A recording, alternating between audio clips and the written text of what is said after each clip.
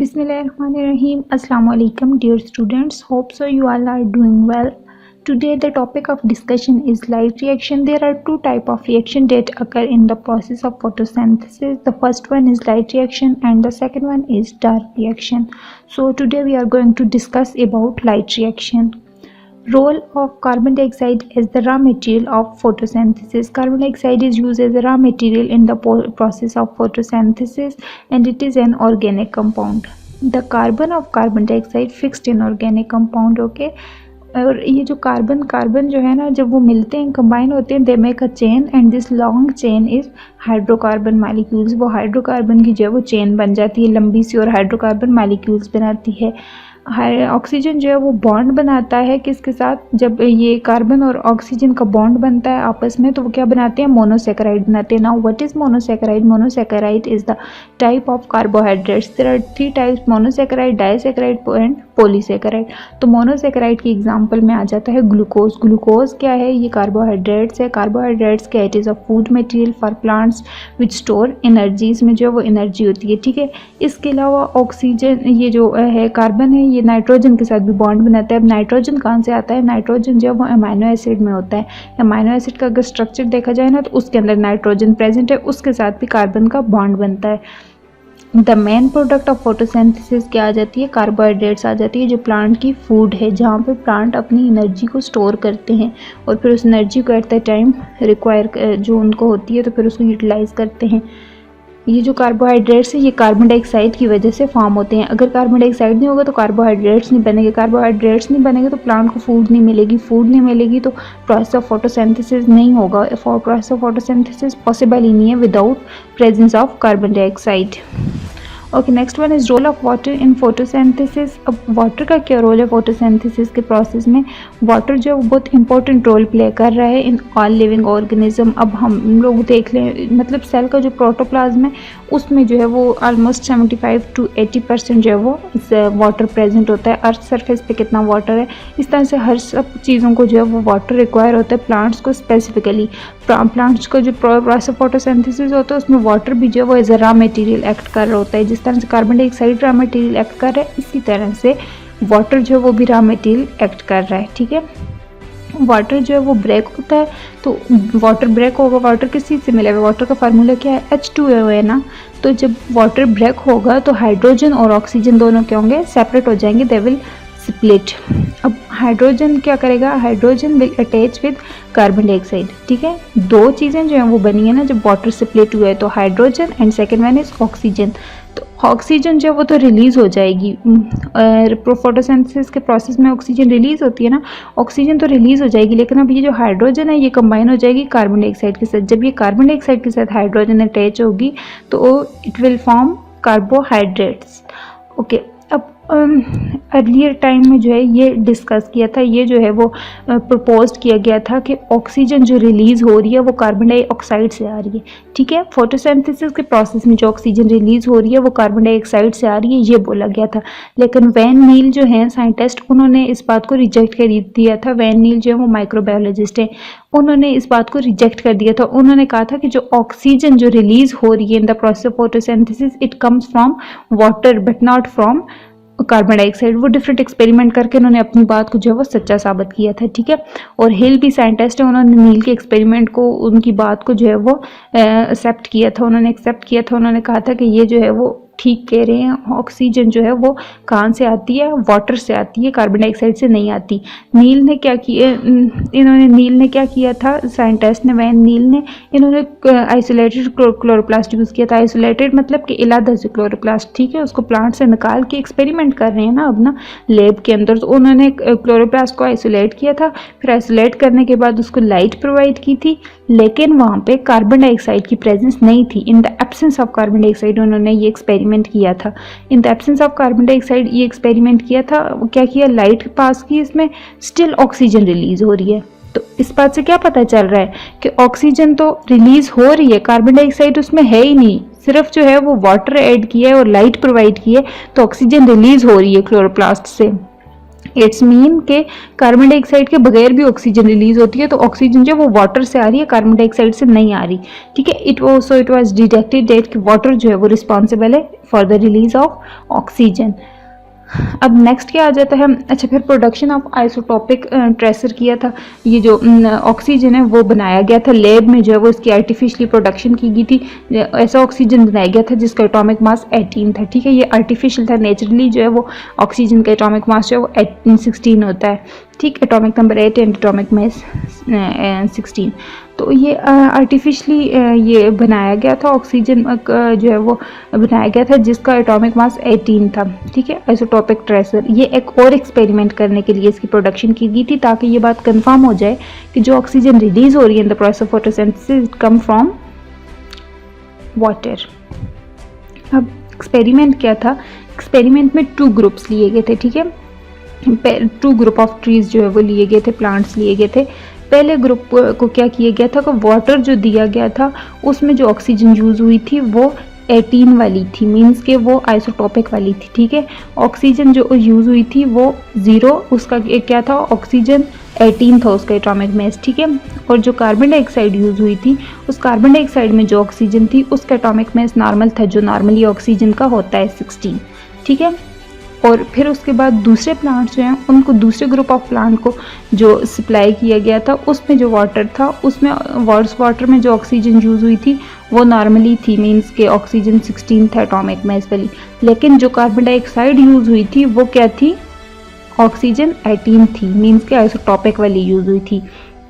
तो एंड पे जो है वो क्या कंक्लूड किया गया, क्या फाउंड हुआ कि जो पहला ग्रुप है उसमें जो ऑक्सीजन रिलीज़ हो रही है वो क्या है, ऑक्सीजन 18 वाली रिलीज़ हो रही है, ठीक है।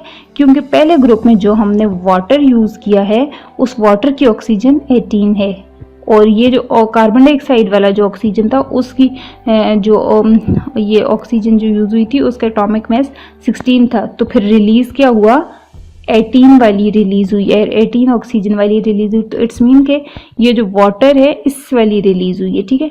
फिर दूसरे ग्रुप में क्या किया, दूसरे ग्रुप में जो एक्सपेरिमेंट किया था उसमें क्या था कि जो कार्बन डाइऑक्साइड के साथ जो ऑक्सीजन थी उसका एटॉमिक मास क्या था, 18 था, और ऑक्सीजन वाटर वाली का क्या था, 16 था। तो रिलीज़ कौन सी हुई, 16 वाली रिलीज़ हुई। 16 किसका था, वाटर का, ठीक है। तो इट्स मीन के water is responsible for the release of oxygen. ये देखें, ये कार्बन डाइऑक्साइड का सेकंड ग्रुप में 18 है, लेकिन यहाँ पे 18 वाली तो नहीं रिलीज हुई ना, 18 वाली तो कार्बोहाइड्रेट्स बनाने के लिए यूज हुई है। Hope so it will be clear to you. Okay, next one is mechanism of photosynthesis. Photosynthesis का प्रोसेस किस तरह से होता है, क्या होता है इसमें। तो मैकेनिज्म ऑफ फोटोसिंथेसिस में 2 स्टेप्स आ जाते हैं, light reaction and dark reaction.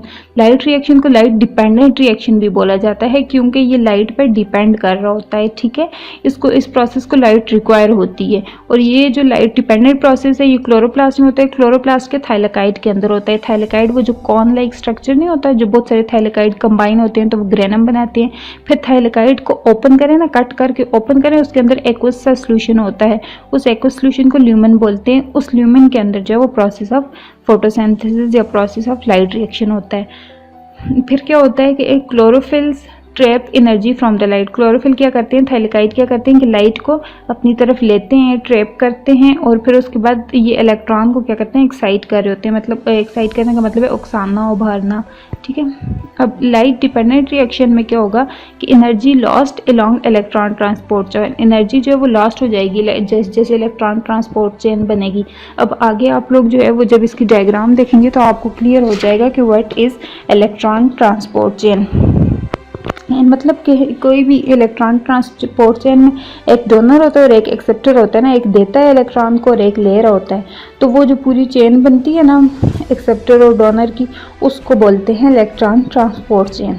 Lost energy use to recharge ATP from ADP. जो एनर्जी लॉस्ट होती है वो किस चीज़ में हेल्प कर रही होती है, वो ये इसको रिचार्ज कर रही होती है एटीपीज़ को। पहले एडीपी होते हैं, उनसे एटीपी की फॉर्मेशन होती है। अब एडीपी क्या है, एडीपी जो है वो एडिनोसिन डाइफॉस्फेट है, और एटीपी क्या है, एटीपी इज एडिनोसिन ट्राइफॉस्फेट। इसमें एटीपी में फॉस्फेट के 3 जो है वो होते हैं, ठीक है। इसमें एलिमेंट जो है वो ऐड होते हैं, कंपाउंड्स होते हैं। और एडीपी में जो है वो डीपी मतलब डाइफॉस्फेट, तो इसमें 2 फॉस्फेट होंगे। और इसी तरह से एएमपी भी होता है, वो एडिनो से मोनोफॉस्फेट होता है, उसमें एक ही फॉस्फेट होता है, ठीक है। एट द रिजल्ट क्या होगा, जो हमारे पास जो रिजल्ट में जो चीज़ें बनेंगी वो एटीपी बन जाएगा और NADPH बन जाएगा और इसके साथ ऑक्सीजन रिलीज हो जाएगा। ये आपको MCQs में भी आ सकता है, आप उस वाले से भी इसको नोट्स कर सकते हैं कि लाइट रिएक्शन की जो बाय प्रोडक्ट है, लाइट रिएक्शन की जो एंड प्रोडक्ट है वो क्या होंगी। तो लाइट रिएक्शन की एंड प्रोडक्ट में ये बन जाएंगी, ठीक है। ATP NADPH ये चीज़ जो है वो उसकी फॉर्मेशन होगी। Next one is light independent reaction. Light independent reaction को डार्क रिएक्शन भी बोलते हैं और केल्विन रिएक्शन भी जो है वो बोला जाता है, केल्विन साइकिल भी बोला जाता है। डार्क रिएक्शन इस वजह से बोला जाता है क्योंकि ये it occur in the absence of light. और केल्विन जो है this name is because of its scientist who discovered this cycle या दिस रिएक्शन। ये डार्क रिएक्शन कहाँ पे होता है, ये स्ट्रोमा के अंदर होता है, ठीक है। क्लोरोप्लास्ट का जो पोर्शन है ना स्ट्रोमा, वहाँ पे होता है। इस प्रोसेस के लिए कार्बन डाइऑक्साइड रिक्वायर होती है और ये प्रोसेस जो है ये ATP को भी यूज़ करता है और NADPH को भी यूज़ करता है, विच प्रोड्यूस्ड इन द वो जो एंड प्रोडक्ट में जो उसमें लाइट रिएक्शन के एंड प्रोडक्ट में जो चीज़ें फॉर्म हुई ना ATP और NADPH, ये उनको यूज़ करता है। अब करता क्या है, इसके रिजल्ट में क्या बनता है, it makes glucose sugar from carbon dioxide and hydrogen. जब हाइड्रोजन और कार्बन डाइऑक्साइड कंबाइन होते हैं तो कार्बोहाइड्रेट्स की या ग्लूकोज की फॉर्मेशन होती है। ये जो है वो लाइट इंडिपेंडेंट रिएक्शन में, ठीक है। अब लाइट रिएक्शन आ जाता है। सबसे पहले लाइट रिएक्शन में क्या होता है, लाइट रिएक्शन 3 पार्ट्स में होता है। The first one is photo excitation, second one is electron transport and the third one is photophosphorylation. अब फोटो एक्साइटेशन के प्रोसेस में क्या होता है कि absorption of light photons whose energy is use to split water releasing electron. उसको जो है वो एब्जॉर्ब करेंगे लाइट को एब्जॉर्ब करने के बाद एनर्जी जो है वो लेके एनर्जी को यूज़ करने के बाद जो वाटर के जो इलेक्ट्रॉन है 2 इलेक्ट्रॉन है उनको क्या करेगा, रिलीज करेगा। फिर वो इलेक्ट्रॉन आगे मूव करेंगे, इलेक्ट्रॉन ट्रांसपोर्ट में जाएंगे, ठीक है। नेक्स्ट वो इलेक्ट्रॉन फिर ट्रांसपोर्ट होते जाएंगे, मूव होते जाएंगे। लेकिन फोटो एक्साइटेशन में क्या हुआ, लाइट ली, फोटॉन्स को लिया, उनको अपने अंदर एब्जॉर्ब किया और उसके बाद उसको स्प्लिट किया, ब्रेक डाउन किया, फिर वाटर को और वाटर के जो 2 इलेक्ट्रॉन हैं उनको आगे मूव किया। जब ये ब्रेक डाउन होगा ना वाटर का, ऑक्सीजन तो रिलीज हो जानी है, ऑक्सीजन रिलीज हो जाएगी और उसके 2 इलेक्ट्रॉन आगे मूव करना स्टार्ट कर देंगे। फिर इलेक्ट्रॉन ट्रांसपोर्ट में क्या आ जाता है, harnessing the energy in electrons to form an electrochemical gradient. एक इलेक्ट्रोकेमिकल ग्रेडियंट बन जाएगा। अब इलेक्ट्रोकेमिकल ग्रेडियंट क्या है, pump hydrogen ion again its concentration gradient. जहाँ पे उसकी कंसंट्रेशन है ना उसके अगेंस्ट लेके जाएंगे उन दो जो इलेक्ट्रॉन है ना हाइड्रोजन के उनको, ठीक है। कंसंट्रेशन ग्रेडियंट के अगेंस्ट लेके जाएंगे। आगे स्ट्रक्चर में आपको ये चीज़ क्लियर हो जाएगी। And the third process is, ये थर्ड स्टेप कह सकते हैं, थर्ड पार्ट जो है वो क्या है, फोटोफॉस्फोराइलेशन, कीमोसिस। और यहाँ पे क्या होगा कि ATP synthesis due to electrochemical gradient, ATP form हो जाएगा, ठीक है। ये इलेक्ट्रॉन ट्रांसपोर्ट में फॉर्म होता है ATP, इलेक्ट्रोकेमिकल ग्रेडियंट जहाँ पे हो रहा है। इलेक्ट्रोकेमिकल ग्रेडियंट क्या है कि जहाँ पे कंसंट्रेशन ज़्यादा है उसके ऑपोजिट जा रहा है।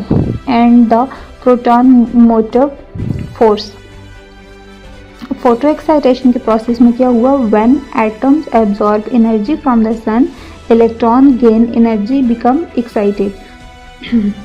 एक्सक्यूज मी, क्या हुआ कि जब एटम जो है उन्होंने when atom absorb energy from the sun, जब सन से एनर्जी ली, वो फोटॉन लिया, ठीक है, सनलाइट को लिया, electron gain energy becoming excited.